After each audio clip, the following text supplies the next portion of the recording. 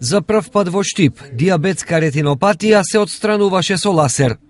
Значи, во рамките на проектот 100 нови методи, како и добивање на нова опрема од Министерството за здравство, дел од опремата и ласер за фотокоагулација, што ја доби нашето очно оделение при Штипската клиничка болница. Денес почнавме во рамките на оперативните третмани на офталмологија да ја нудиме и таа процедура. Кога и како може да се прави ваков третман? Лазерските третмани се прават во неколку наврати, меѓутоа првиот лазерски третман е во зависност од оштетувањето на очното дно што ги има, во која фаза е веќе таа настаната ретинопатија диабетика, какви се компликациите, не трае многу долго.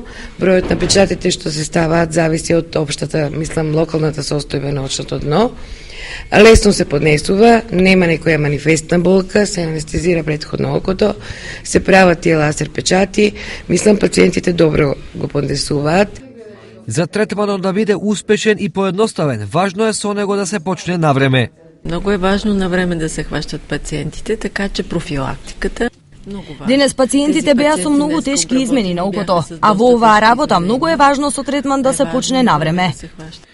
Денес на операционата маса легнаа 15 пациенти и оттаму сите излегува задоволни. Сега се добро, за сега е добро, ни болен, ни ништо. Задоволна сум сега, за сега немам што да кажам, добро е.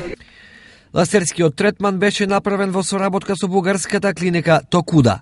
Всичко да върви така както и до момент. Мислам дека како што се постигна врвни резултати во хирургијата, така ќе се постигнат и во офталмологијата. По факометодата, ова е втора новина што се воведува на очното одделение, но не и последна. Со подводство на доктор Топов ќе ги направиме ова година и ќе пробаме рутински да уведеме и витралната хирургија на нашето одделение и ова ни е како еден